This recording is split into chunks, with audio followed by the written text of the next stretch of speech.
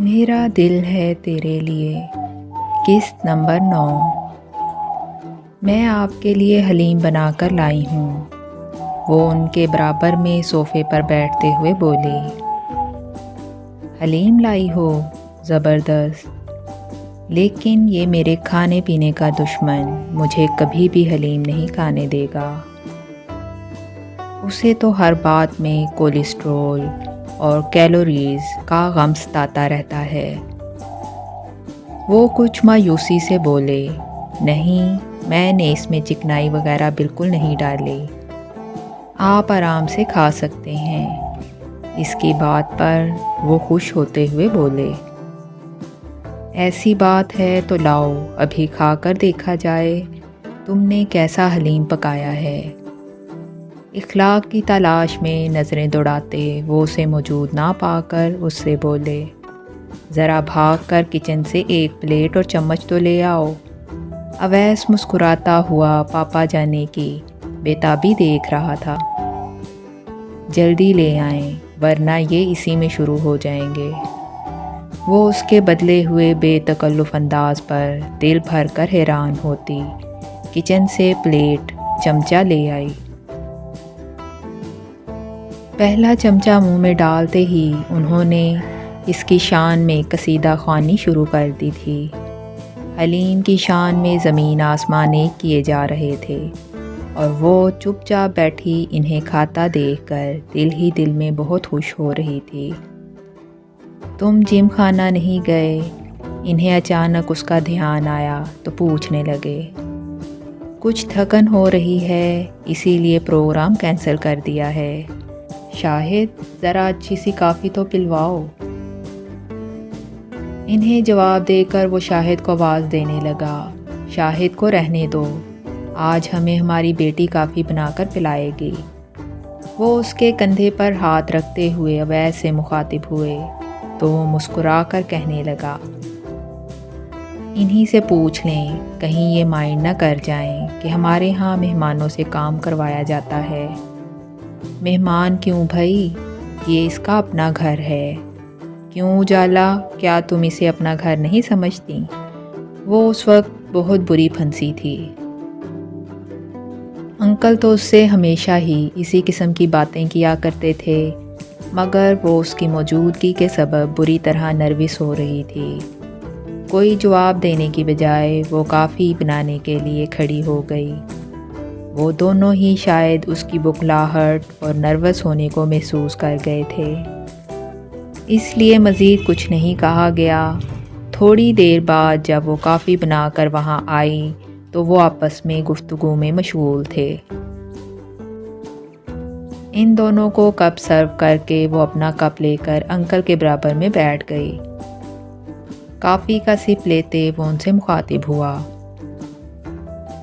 میں آپ کو بتانا تو بھول ہی گیا، ویزا مل گیا ہے۔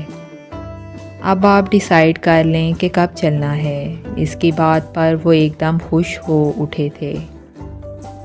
دیر کس بات کی ہے، میں تو ابھی تیار ہوں، اسی حساب سے سیٹیں کنفرم کروا لو۔ وہ سمجھنے کی کوشش کر رہی تھی کہ وہ کہاں جانے کی بات کر رہے ہیں۔ وہ خود ہی اسے بتانے لگے، ہم دادا پوتا ہر سال کہیں نہ کہیں گھومنے جاتے ہیں۔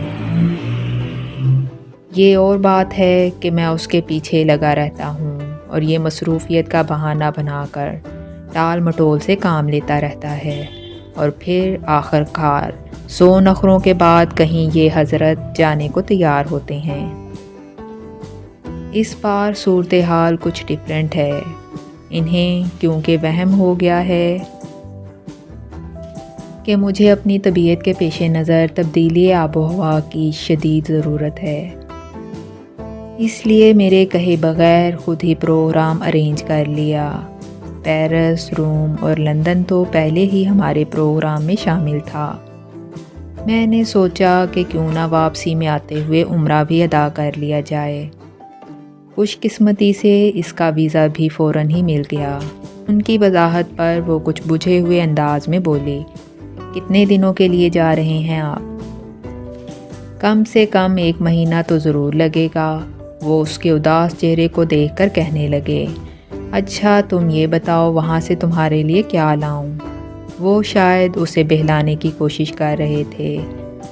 اویس کافی کا کپ ہاتھ میں لیے بڑی فرصت سے اس کے چہرے کو پڑھ رہا تھا۔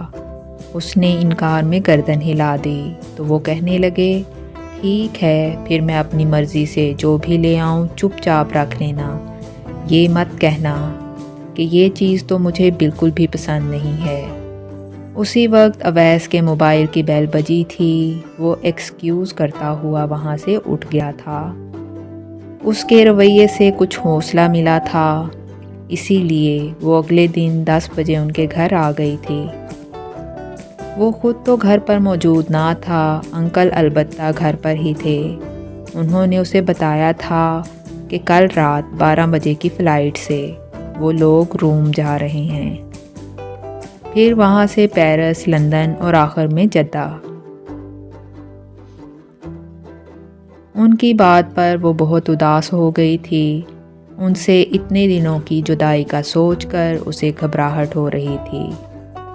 اگلے دن اس نے انہیں فون پر ہی خدا حافظ کہہ دیا تھا۔ اسے لگ رہا تھا کہ وہ ان کے سامنے جا کر رو پڑے گی اور وہ اس کے رونے پر حیران ہوں گے۔ ان کے گھومنے پھرنے کے لیے کہیں جانے پر رونے کا کون سا پہلو نکلتا تھا؟ دن بڑے بے کیف سے گزر رہے تھے۔ ان سے روز ملنا ایک روٹین سا بن گیا تھا۔ اب ان کے بغیر اسے کچھ بھی اچھا نہیں لگ رہا تھا۔ اللہ اللہ کر کے 1 مہینہ پورا ہوا تو اس نے سکون کا سانس لیا۔ فون کرنے پر معلوم ہوا وہ لوگ ابھی نہیں آئے ہیں۔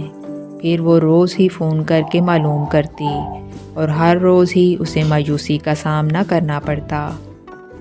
یوں ہی کرتے 10 روز مزید گزر گئے تھے۔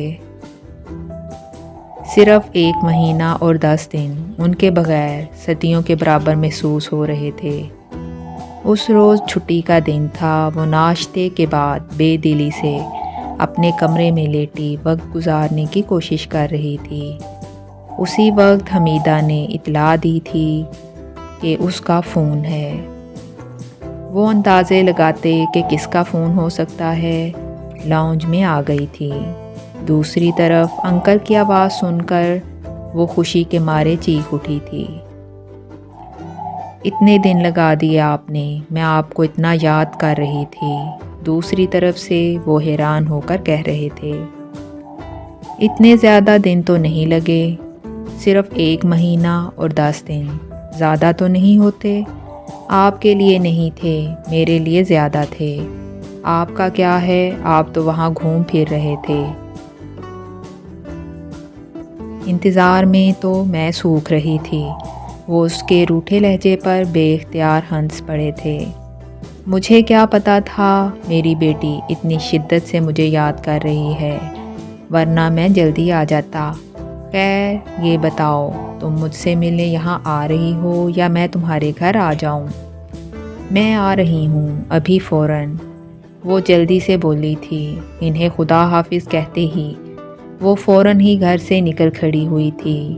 ان کے اور اس کے گھر کے درمیان مشکل سے 10 منٹ کا واکنگ ڈسٹنس تھا، وہ بھی اس نے تیز قدموں سے طے کیا۔ تو 3-4 منٹ کے اندر ہی ان کے گھر پہنچ گئی۔ لاؤنج کا دروازہ کھول کر اندر داخل ہوئی تو وہ صوفے پر بیٹھے ٹی وی دیکھ رہے تھے اور اویس فلور کشن پر بیٹھا اخبار کا مطالعہ کر رہا تھا۔ انگریزی اور اردو کے 3-4 اخبارات اس کے سامنے بکھرے پڑے تھے۔ اسے اندر آتا دیکھ کر وہ دونوں ہی اس کی طرف متوجہ ہو گئے تھے۔ کیا سپیڈ ہے بھائی، ابھی تو پاپا جانی نے کارڈ لیس رکھا ہی تھا کہ آپ پہنچ بھی گئیں، وہ مسکرا کر بولا تھا۔ ویسے آپ دونوں ہی کا ایک سا حال ہے، یہ پاپا جانی رات کو 12 بجے آتے کے ساتھ ہی آپ کو فون کھڑکانے والے تھے، وہ تو میں نے روک دیا کہ انشاءاللہ صبح بھی ہوگی۔